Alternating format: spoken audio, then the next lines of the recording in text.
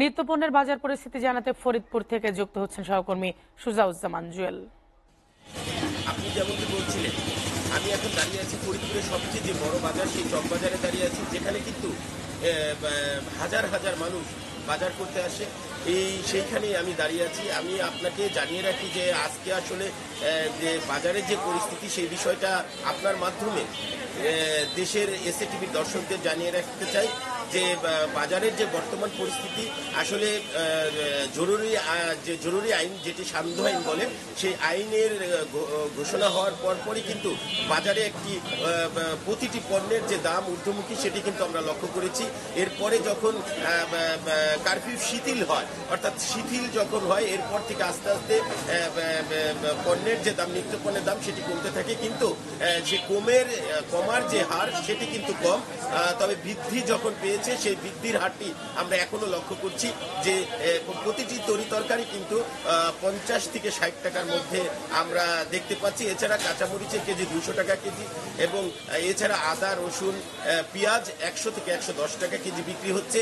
আপনাকে জানিয়ে রাখি যে শুধু তরি তরকারি না, এর বাইরে যে মাছ, মাংস এবং ডিমের দাম আছে, সেগুলোও কিন্তু ঊর্ধ্বমুখী। অর্থাৎ যে রুই মাছ, সেটি কিন্তু 500 থেকে 600 টাকা কেজি। ইলিশ মাছের কথা যদি বলে রাখি, তাহলে সেটি আছে যে সাধারণ খেটে খাওয়া মানুষ, তাদের নাগালের বাইরে, অর্থাৎ 1200 থেকে 1400 টাকা কেজি।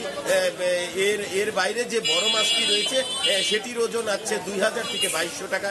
এভাবেই কিন্তু প্রতিটি পণ্যের দামই কিন্তু ঊর্ধ্বমুখী।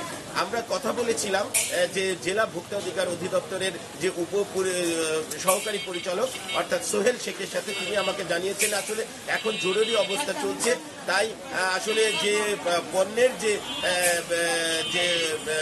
পণ্যের যে সমারোহ, সেটা কিন্তু এখন কম। অর্থাৎ জরুরি আইনটি চলে গেলে হয়তো বা পণ্যের সরবরাহ বাড়বে এবং দামটিও সহনীয় পর্যায়ে আসবে।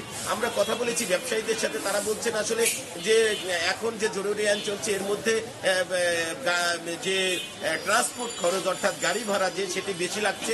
এছাড়া অন্যান্য যে খরচগুলো, সেগুলো বেশি লাগার কারণে আমাদের অতিরিক্ত দামে তরি তরকারি এবং নিত্য পণ্য বিক্রি করতে হচ্ছে। আমরা কথা বলেছি কৃষকদের সাথে। কৃষকরা বলেছেন আসলে এবছর অতিরিক্ত খরা আর অনাবৃষ্টির কারণে যেভাবে ফলন হওয়ার কথা, সেভাবে ফলনটি হয়নি, যে কারণে আমাদের খরচ বেশি পড়েছে এবং এই কারণে আমাদের পণ্যের দাম বৃদ্ধি পেয়েছে। এই ছিল আমার কাছে ফরিদপুরের সর্বশেষ খবর। চলে যাব আপনার কাছে স্টুডিওতে।